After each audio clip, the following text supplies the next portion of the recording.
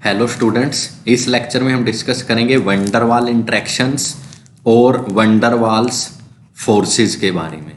Van der Waals forces हमारे एक तरह के इंटरमोलिकुलर फोर्सेस हैं। इंटरमोलिकुलर का मतलब होता है forces which operate between the molecules. जो मॉलिक्यूल्स के बीच में फोर्सेस लगते हैं, जो उनको आपस में बाउंड करके रखते हैं, उनको हम बोलते हैं इंटरमोलिकुलर फोर्सेस। और ये जो मॉलिक्यूल्स हैं दे can B of same substance के भी हो सकते हैं और डिफरेंट भी हो सकते हैं। ठीक है। और जो ये फिनोमिना था ये ऑब्जर्व किया जो फोर्सेस थे वंडरवाल्स ने, इसीलिए उनका नाम पड़ गया वंडरवाल्स फोर्सेस और वंडरवाल्स इंटरेक्शंस। ठीक है। वेंडरवाल ने क्या ऑब्जर्व किया? वेंडरवाल ने ऑब्जर्व किया कि जो नॉन पोलर गैसेज हैं हमारी, जैसे methane, oxygen, O2, N2, as well as जितनी भी नोबल गैसेज हैं, helium, neon, argon, krypton, xenon, जितनी भी हमारी गैसेज हैं, that they can be condensed to liquid state and further solid state. उनको हम लिक्विड में भी कन्वर्ट कर सकते हैं और सॉलिड स्टेट में भी चेंज कर सकते हैं। इसका मतलब इससे उसने सजेस्ट किया वंडरवाल ने कि that there must be some weak forces of attraction present between the molecules of non polar compounds. इसका मतलब कि जो हमारे नॉन पोलर जितने भी कंपाउंड्स हैं उनके मॉलिक्यूल्स के बीच में भी कुछ वीक फोर्सेस प्रेजेंट होते हैं और इन फोर्सेस को नाम दिया गया, these are termed as van der Waals forces और इंटरेक्शंस। अब हम डिस्कस करते हैं ओरिजिन ऑफ वंडरवाल फोर्सेस, कि कहां से आए वंडरवाल फोर्सेस, कैसे वो ओरिजिनेट हुए। इसके लिए हम लेते हैं एक नॉन पोलर एटम और मॉलिक्यूल। नॉन पोलर का मतलब जिसमें कोई भी पोलैरिटी नहीं होगी, सेपरेशन ऑफ चार्जेस नहीं होंगे। तो इसके लिए हम एक कंसीडर करते हैं एटम या फिर एक नॉन पोलर मॉलिक्यूल। तो हम सबको पता है जो बीच में हमारा न्यूक्लियस होगा और उसके अराउंड जो हमारे क्या होंगे, इलेक्ट्रॉन्स डिस्ट्रीब्यूटेड होंगे। तो ये अरेंजमेंट कैसी होगी, जो इलेक्ट्रॉन्स की डिस्ट्रीब्यूशन होगी, इट इज सिमेट्रिकल।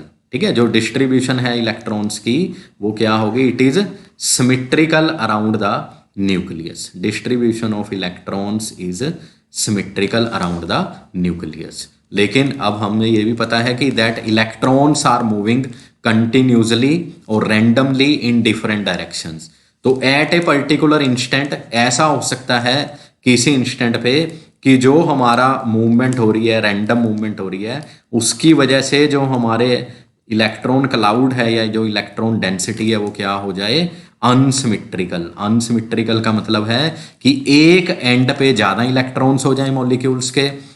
सपोज हमारा जो ये राइट साइड है, इधर इलेक्ट्रॉन डेंसिटी ज्यादा होगी, तो इससे क्या हो जाएगा, इस एंड पे हमारे स्लाइट नेगेटिव चार्ज आ जाएगा as compare to other end, और उसके ऊपर आ जाएगा स्लाइट पॉजिटिव चार्ज। तो हमारा जो इलेक्ट्रॉन बन गया, इलेक्ट्रॉन डेंसिटी वो क्या हो गई, अनसिमेट्रिकल।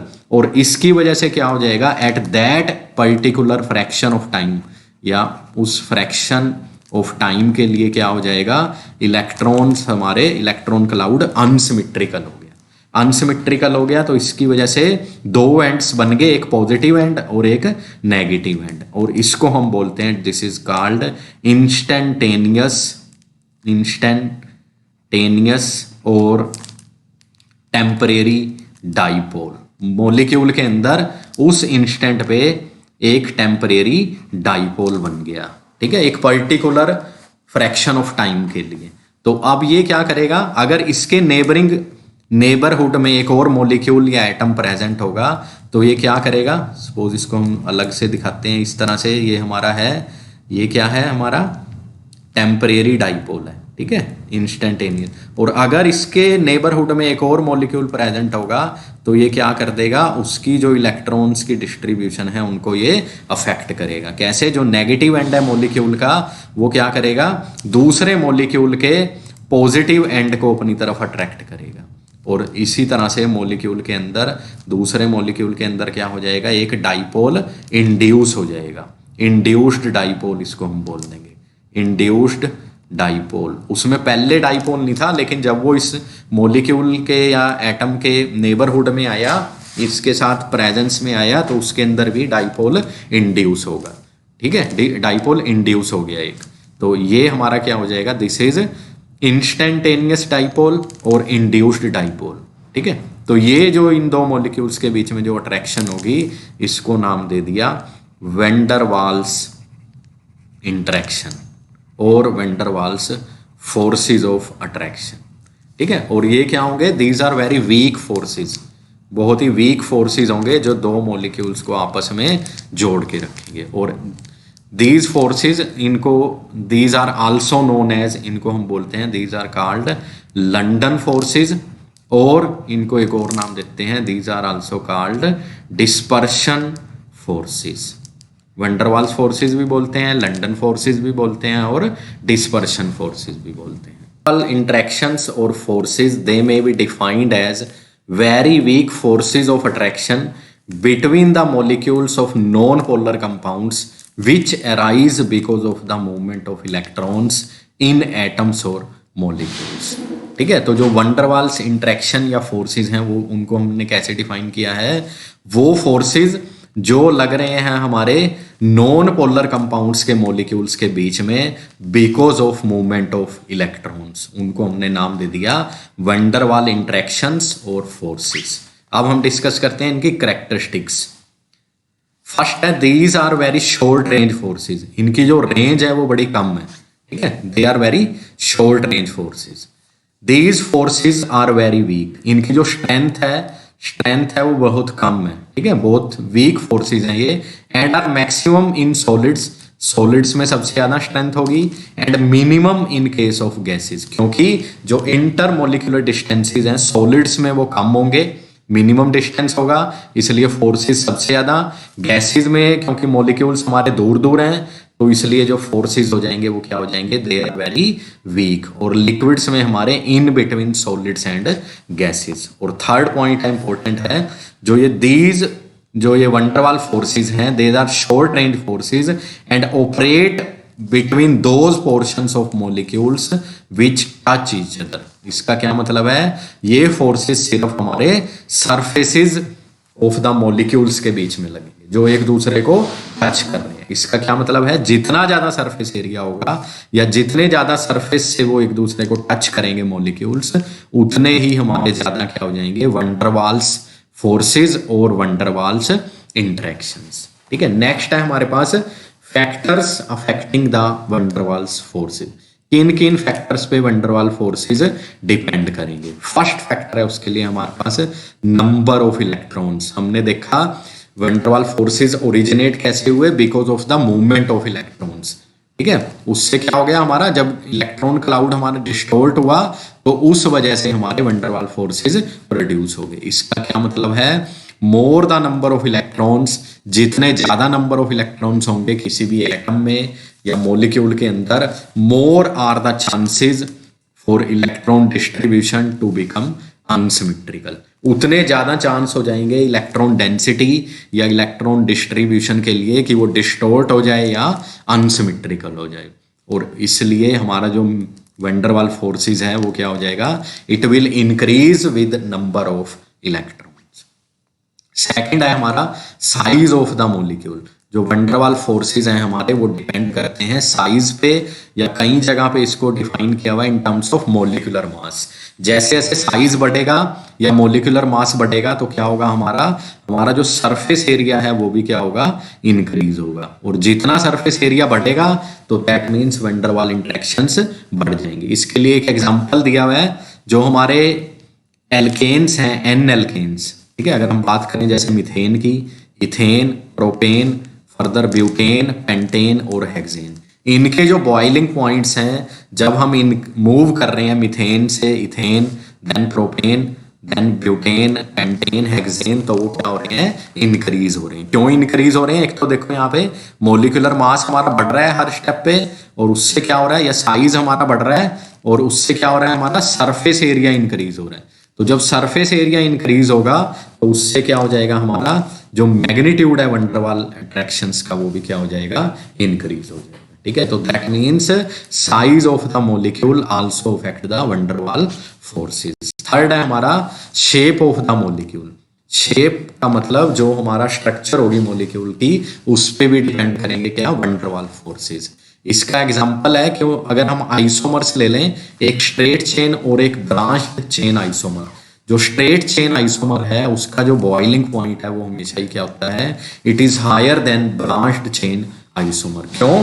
क्योंकि जैसे जैसे ब्रांचिंग होगी तो हमारा जो मॉलिक्यूल है उसकी शेप कैसे हो जाएगी, उसकी शेप कंपैक्ट होती जाएगी। ठीक है, वो क्या हो जाएगा, उसका जो सरफेस एरिया है वो हमारा कम होता जाएगा। ठीक है, जैसे जैसे ब्रांचिंग बढ़ेगी और जैसे जैसे सरफेस एरिया कम होगा तो जो वंडरवाल फोर्सेस हैं वो हमारे क्या हो जाएंगे, डिक्रीज हो जाएंगे। डिक्रीज हो जाएंगे तो इसका मतलब हमें मॉलिक्यूल्स को दूर करने के लिए या ब्रेक करने के लिए कम एनर्जी चाहिए होगी। तो इसलिए जो बॉइलिंग पॉइंट है ब्रांच्ड आइसोमर का या ब्रांचिंग जब ज्यादा होगी तो बॉइलिंग पॉइंट हमारा क्या हो जाएगा, डिक्रीज हो जाएगा। ठीक है, इसका एग्जांपल है लिया हुआ है, जैसे हमारे पास अगर पेंटेन है, पेंटेन की हमने 3 आइसोमर ले लिए, एक नॉर्मल पेंटेन, एन पेंटेन, ठीक है, जो सिंपल जिगजैग चेन होगी, आइसोपेंटेन इसमें इस तरह से ब्रांचिंग होगी, और नियोपेंटेन जिसमें ज्यादा ब्रांचिंग होगी। तो इनके जो बॉइलिंग पॉइंट्स हैं, जब जैसे जैसे हम जा रहे हैं, देखो एन पेंटेन का बॉइलिंग पॉइंट ज्यादा है देन आइसोपेंटेन, और आइसोपेंटेन का जो बॉइलिंग पॉइंट है it is higher than neopentane. Values भी दी हुई 309, 301 और 283। ये क्यों हो रहा है, जैसे जैसे ब्रांचिंग बढ़ गई तो सरफेस एरिया हमारा क्या हो गया, कम हो गया। सरफेस एरिया डिक्रीजेज, और जब सरफेस एरिया कम हो जाएगा तो वंडरवाल फोर्सेस हमारे क्या हो जाएंगे, कम हो जाएंगे। ठीक है, तो that means van der Waals forces they also depend upon the shape of the molecule. और लास्ट पॉइंट है हमारा टेम्परेचर एंड प्रेशर। टेम्परेचर और प्रेशर पे भी डिपेंड करते हैं van der Waals forces for the same substance. अगर हमारा सेम सब्सटेंस होगा तो वंडरवाल फोर्सेज आर मैक्सिमम या stronger at lower temperature and at higher pressure. ये क्यों होगा, क्योंकि जब टेम्परेचर लो है तो मूवमेंट है जो इलेक्ट्रॉन्स की या मॉलिक्यूल्स की वो कम हो जाएगी। जब मूवमेंट कम हो जाएगी मॉलिक्यूल्स की, दैट मीन्स जो इंटरेक्शन है आपस में उनकी वो ज्यादा हो जाएगी। ठीक है, क्योंकि उनको टाइम ज्यादा मिलेगा, स्लो मूवमेंट है तो आपस में उनको इंटरेक्ट करने का टाइम ज्यादा मिलेगा, इसलिए उनकी जो वंडरवाल फोर्सेज हैं वो इंक्रीज हो जाएंगे। इसी तरह से अगर प्रेशर हाई होगा, प्रेशर हाई का मतलब है मॉलिक्यूल्स पास आ जाएंगे तो जो इंटरेक्शन है वो ज्यादा हो जाएगी। ठीक है, तो इसलिए जो हमारे वंडरवाल फोर्सेज हैं दे आर मैक्सिमम या stronger at lower temperature and higher pressure for the same substance. ठीक है, ये थे हमारे factors affecting van der Waals interaction. Next आता है हमारे पास टाइप्स ऑफ वंडरवाल इंटरेक्शंस। अभी हमने देखा जो हमारे वंडरवाल फोर्सेस थे वो नॉन पोलर मॉलिक्यूल्स के बीच में लगे because of instantaneous dipole and induced dipole interaction. ठीक है, लेकिन हमारे पास 2 और तरह के फोर्सेस हैं जिनको हम बोलते हैं वंडरवाल फोर्सेस। फर्स्ट आता है इसमें हमारे पास डाइपोल इंटरेक्शंस। ठीक है, नाम से पता चल रहा है डाइपोल, मॉलिक्यूल के अंदर पहले से ही डाइपोल होगा, 2 पोल्स होंगे। जैसे जितने भी हमारे पोलर मॉलिक्यूल्स हैं, हम एग्जांपल लेते हैं जैसे HCl का, इसके अंदर क्या होगा, इन मॉलिक्यूल्स के अंदर इलेक्ट्रोनेगेटिविटी डिफरेंस होगा। मतलब एक जो हमारा एटम है वो ज्यादा इलेक्ट्रोनेगेटिव, उसके ऊपर डेल्टा नेगेटिव चार्ज, और दूसरा एंड क्या हो जाएगा, या दूसरा atom slightly positive, delta positive. तो ये क्या हो जाएगा, जब ये दूसरे मॉलिक्यूल के पास जाएगा, ठीक है, ये बन गया डाइपोल। और इसी तरह से अगर दूसरा मॉलिक्यूल है HCl का, या कोई और भी हो सकता है, सेम भी हो सकता है, डिफरेंट भी, तो जो नेगेटिव एंड एक मॉलिक्यूल का है वो दूसरे के पॉजिटिव एंड को क्या करेगा, अट्रैक्ट करेगा। तो ये जो इंटरेक्शन है इसको हम बोल देंगे डाइपोल इंटरेक्शन।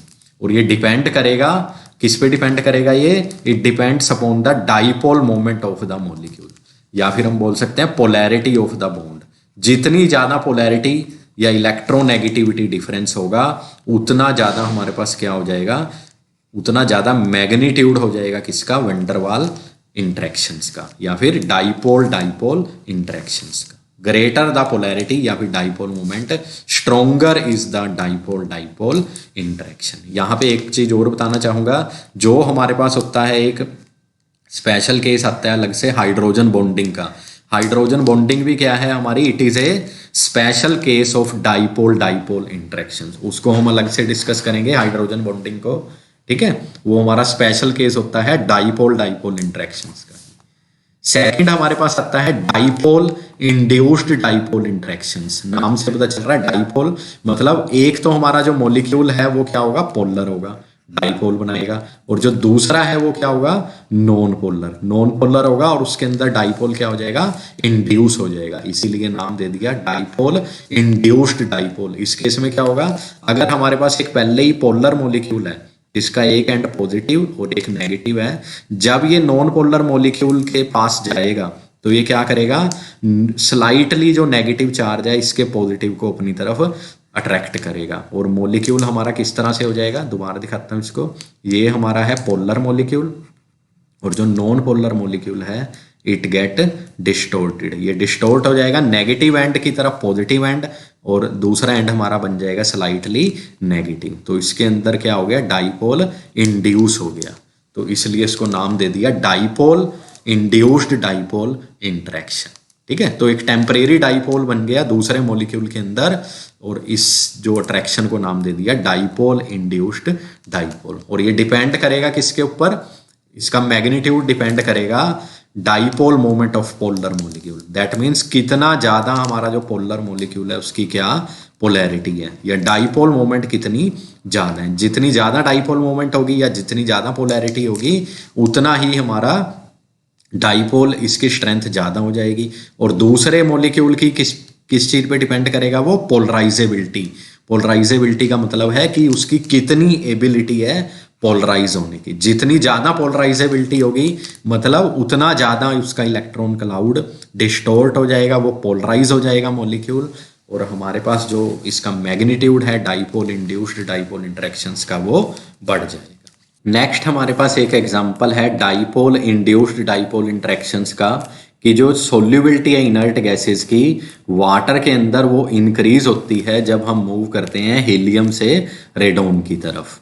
ठीक है, हीलियम के बाद आता है हमारे पास neon, then argon, krypton, xenon and then radon. तो जब हम मूव कर रहे हैं डाउन द ग्रुप तो जो solubility in water, in gases की जो सोल्यूबिलिटी वाटर के अंदर है वो क्या हो रही है, इंक्रीज हो रही है। क्यों इंक्रीज हो रही है, बिकॉज जब हम मूव कर रहे हैं डाउन द ग्रुप तो हमारा साइज क्या हो रहा है, साइज इंक्रीज हो रहा है। साइज इंक्रीज होने से क्या हो जाएगा, जो पोलराइजेबिलिटी है, पोलराइजेबिलिटी का मतलब जो इनकी एबिलिटी है पोलराइज होने की वो क्या होगी, इंक्रीज होगी, और जब वो बढ़ जाएगी तो जो डाइपोल इंड्यूस्ड डाइपोल इंटरेक्शंस हैं वो क्या हो जाएंगी, इंक्रीज हो जाएंगी। तो वंडरवाल फोर्सेस हमारे बढ़ गए।